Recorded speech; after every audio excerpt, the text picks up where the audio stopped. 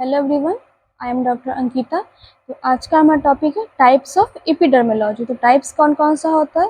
तो observational study, interventional study. Observational study का क्या होता है? Descriptive, analytical. इंटरवेंशनल क्या होता है? तो एक्सपेरिमेंटल। डिस्क्रिप्टिव में क्या होता है? तो हाइपोथेसिस फॉर्मुलेशन। एनालिटिकल होता है हाइपोथेसिस टेस्टिंग। एक्सपेरिमेंटल होता है हाइपोथेसिस कंफर्मेशन। तो हाइपोथेसिस क्या होता है? It is a statement that we assume before any experiment that is to be verified on the basis of research study. Hypothesis क्या हुआ? एक ऐसा स्टेटमेंट जो हम अज्यूम करेंगे किसी भी एक्सपेरिमेंट के पहले और फिर उसको वेरीफाइड करेंगे on the basis of research study. अब क्या करेंगे? वो हाइपोथेसिस क्या क्या हुआ? हाइपोथेसिस फॉर्मुलेशन यानी कि हाइपोथेसिस बनाना, एक अज्यूम करना, फिर उसे टेस्ट करना, हाइपोथेसिस टेस्टिंग, और फिर हाइपोथेसिस कंफर्मेशन, दैट मीन्स उसको फाइनली कंफर्म करना। तो हाइपोथेसिस फॉर्मुलेशन कैसे होगा? किसी डिजीज का टाइम यानी when the disease occurring, place where the disease occurring, person who is getting the disease. उसके बाद है हाइपोथेसिस टेस्टिंग। तो टेस्टिंग कैसे करेंगे किसी भी हाइपोथेसिस का? तो cohort study, cross sectional study, case control study, ecological study. Next है हाइपोथेसिस कंफर्मेशन। कंफर्म कैसे करेंगे किसी भी हाइपोथेसिस को? तो आरसीटी से, क्लिनिकल ट्रायल से, फील्ड ट्रायल से और कम्युनिटी ट्रायल से। हमारा next cohort study. In epidemiology, cohort is defined as a group of people who share common characteristics यानी age, sex, habitat, drugs और experience within a definite time period. That means cohort का मतलब क्या है epidemiology में? एक ऐसा group of people जो कि कॉमन एक्सपीरियंस शेयर करे, कॉमन कैरेक्टरिस्टिक्स शेयर करे। जैसे कि एज, अगर वो मान लें हम लोग किसी एक्सपेरिमेंट को कर रहे हैं तो 10 से 12 साल का ही बच्चे के लिए कर रहे हैं। अगर फीमेल के लिए कर रहे हैं तो सिर्फ और सिर्फ फीमेल के लिए ही कर रहे हैं।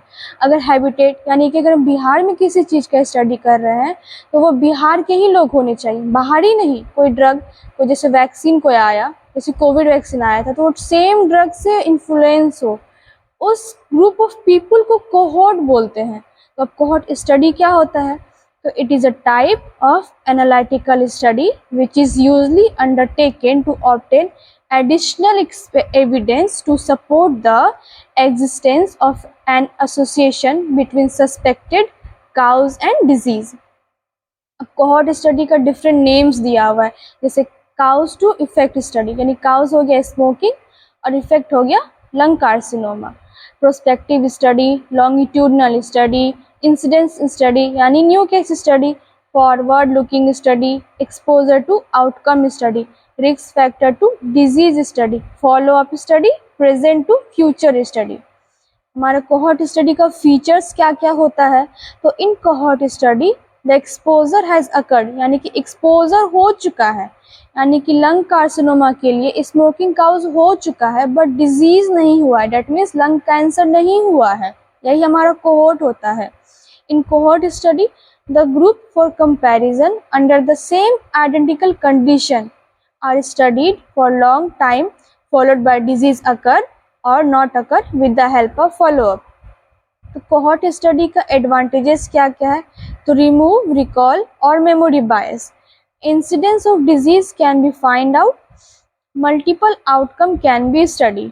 और डिसएडवांटेज क्या होता है? तो बहुत टाइम टेकन है, दैट मीन्स हम लोग जो कोहॉर्ट स्टडी करते हैं वो बहुत लॉन्ग ड्यूरेशन तक का होता है, यानी 10 से 20 साल तक लग सकता है, बहुत ज़्यादा टाइम टेकन है, कॉस्टली है। क्योंकि जितना भी हम लोग एक्सपेरिमेंट करेंगे, जिस ग्रुप ऑफ पीपल को हम लोग लेंगे, जिस ग्रुप ऑफ पीपल को हम लोग चॉइस करेंगे, उसका जितना भी खर्च होगा उसके एक्सपेरिमेंट के लिए, उसका जो भी इन्वेस्टिगेशन होगा उस डिजीज़ के लिए या वैक्सीन के लिए, वो कॉस्ट हमें देना होगा, तो ये कॉस्टली होता है।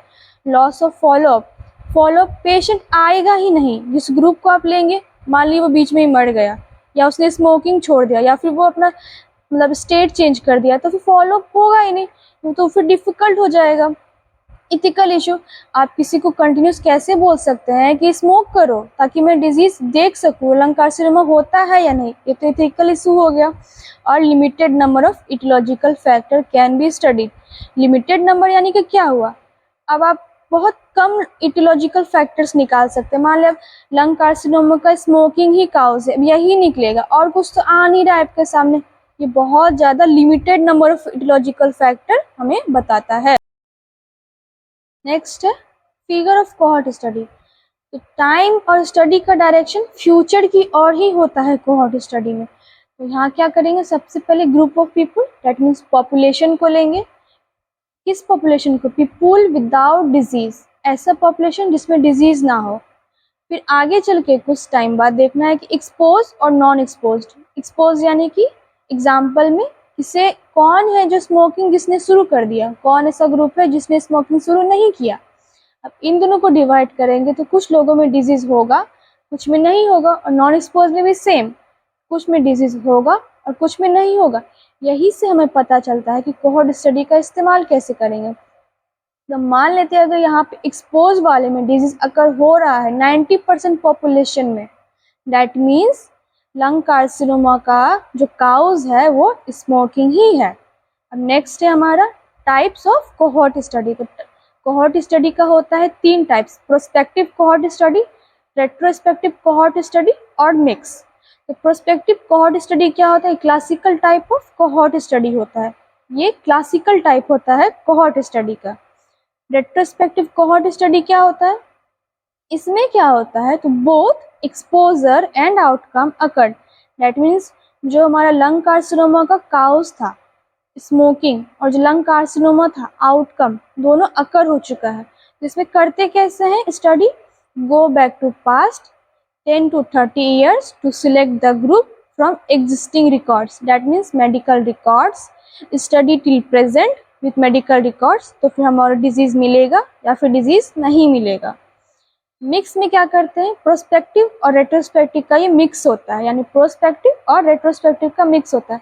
इसमें हमें पहले पास्ट में जाना होता है, फिर फ्यूचर में आके फिर उसका आउटकम निकालते हैं। तो इसमें कैसे होगा, the cohort is identified from the past record and study till date for the outcome. यानी पहले पास्ट में गए, फिर स्टडी की टिल डेट, जब से हमने स्टडी शुरू किया उस डेट के पास्ट में गए, फिर वहाँ से मेडिकल रिकॉर्ड्स उठाया और फिर उसे स्टडी किया आज के दिन तक। फिर क्या करेंगे, same record, the same record then follow up prospectively into the future for further assessment of outcome. यानी उसी रिकॉर्ड को आगे फॉलो अप करेंगे कैसे, prospectively into the future for further assessment of outcome.